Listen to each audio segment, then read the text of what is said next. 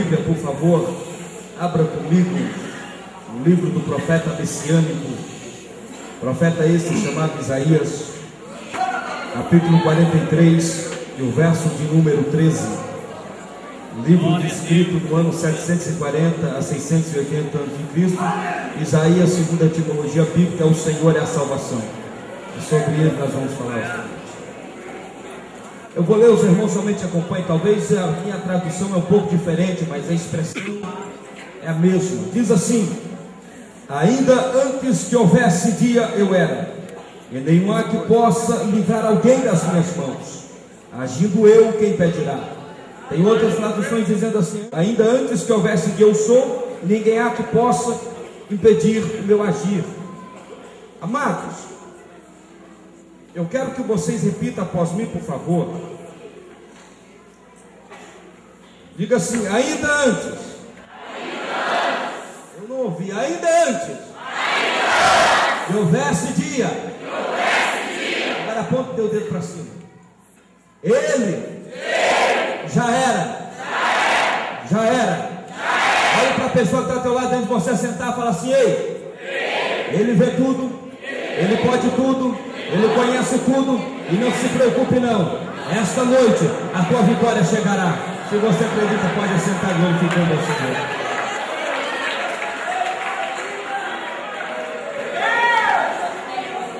Amados, é muito lindo o verso a qual acabamos de verbalizar. E eu quero frisar e me conter apenas na parte A desse versículo, aonde diz assim: ainda antes que houvesse dia, eu sou, ou eu já era. Quando nós olhamos e vemos o texto, e se nós tentarmos entender a ideologia, ou a filosofia desse pequeno trecho que acabamos de ler, nós vamos aprender algo, e reconhecer algo muito lindo. Nada mais, nada menos, Isaías está fazendo uma apologia descritiva da grandeza, da majestade e da soberania desse Deus cuja presença ele você está. Em outras palavras, Isaías está querendo reconhecer que tudo que se tem sobre a terra ou fora dela foi criado por ele, e sem ele nada tinha se feito. Isaías está querendo reconhecer que não existe ninguém de baixo, em cima, no meio da terra, que se compare ao poderio e à grandeza deste Deus. Isaías está querendo reconhecer que é este Deus que vem antes de qualquer ser humano permear esta terra, ou antes de qualquer ser humano existir. Ele era existente já. Isaías está querendo reconhecer de que nada que foi feito não seria feito se não fosse por ele. Isaías está querendo reconhecer então de que o Deus cuja presença eu e você está, ele presenciou todos os fatos históricos que conhecemos e aqueles que não venhamos conhecer ainda. Isaías está querendo reconhecer que toda a regência do universo está na mão dele. E eu olhando esse texto, vendo o que Isaías está reconhecendo, eu acredito que Isaías está querendo dizer o que o salmista diz: que este Deus é tão grande, com a palma das suas mãos ele pega a água do oceano. Isaías está querendo reconhecer que este Deus é tão belo, que ele conhece todas as estrelas que existem no nosso cosmos e chamam cada uma pelo seu nome. Isaías está querendo reconhecer que este Deus é tão grande que ele conhece cada fio de cabelo que existe na nossa cabeça. Isaías está querendo reconhecer que ele conhece antes que a palavra venha sair da nossa boca, antes nós vamos verbalizar, ele já conhece o intuito do nosso pensamento. Isaías está querendo reconhecer que ele sabe o quanto nós temos sofrido, ele sabe como você chegou aqui esta noite, e ele conhece o teu caminhar. Isaías está querendo reconhecer que nada fica obscuro diante dele, não existe nada escondido diante da face dele.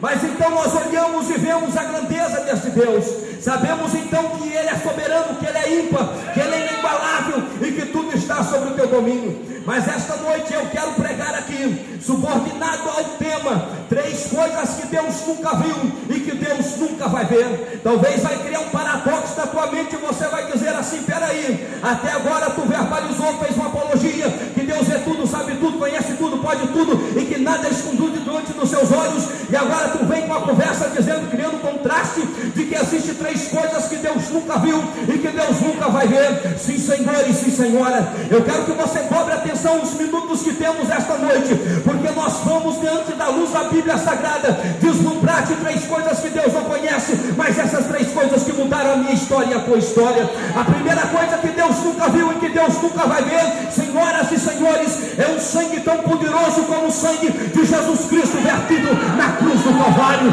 A primeira coisa que Deus nunca viu e que Deus nunca vai ver é um sangue tão poderoso como o sangue de Jesus vertido na cruz do Calvário. Olhe para a pessoa que está do teu lado e diga assim: ei, eu não ouvi, ei.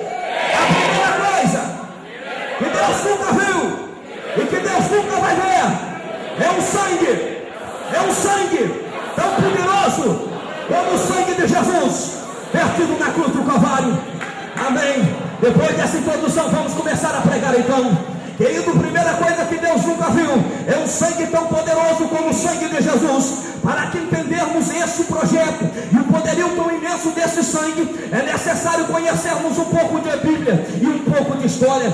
Haja visto que todos conhecem que no 6º dia, quando Deus agora acaba de fazer a sua obra-prima no homem, Ele deu ao homem agora a regência de todo o jardim, deu autonomia para que o homem fizesse e colocasse o nome de todos os animais do jardim. Para que eu veja isso aqui, quando Deus acabara de fazer o homem, Ele fez o homem para que o homem vivesse viver uma consonância com Ele, vivesse viver uma comunhão com Ele, uma coinonia com Ele.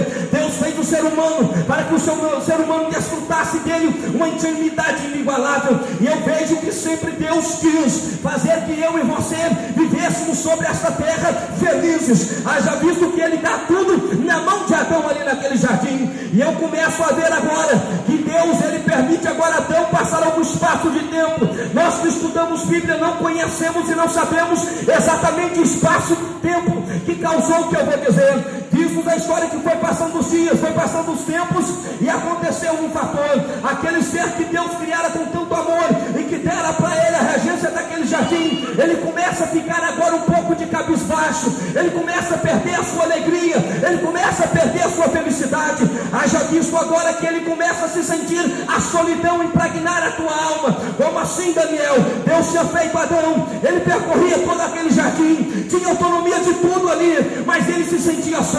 Não tinha ninguém que tinha o mesmo psique dele, não tinha ninguém que conhecesse e falasse a mesma língua dele. Ele não podia compartilhar dos seus sonhos, ele não podia compartilhar os seus desejos. E qual ser humano aqui que está me ouvindo esta noite consegue viver clausurado com seus sonhos, com seus projetos? Não existe. Nós caímos numa depressão, nós caímos numa angústia, o individualismo nos provoca isso. E esse homem está começando agora a provar isso aí. A sua alegria vai se esvaindo, a sua alegria vai se acabando.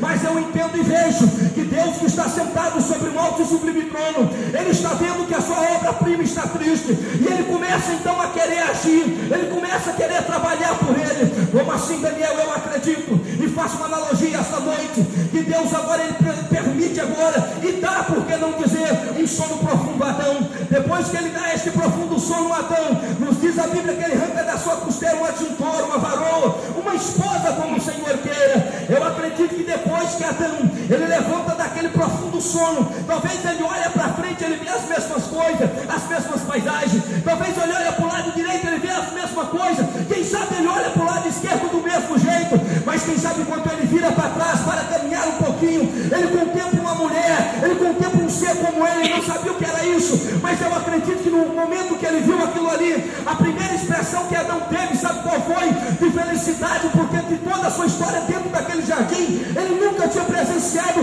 ninguém semelhante a ele. Acredito eu que a primeira coisa que aconteceu ali foi uma alegria brotar no coração daquele homem. Ele levantar a mão para o céu e dizer: obrigado, papai, porque eu sei que isso é presente do Senhor. Eu abro parênteses aqui agora e já quero profetizar para a tua vida. Eu não sei o que está acontecendo consigo, eu não sei o que está acontecendo com a tua vida, eu não sei qual é o fator X que tem roubado a tua alegria, a tua felicidade, mas eu tenho um profeta de Deus esta noite. Eu quero te liberar sobre a tua vida. Não se preocupe não, até o fim deste culto Deus vai lhe presentear, porque Ele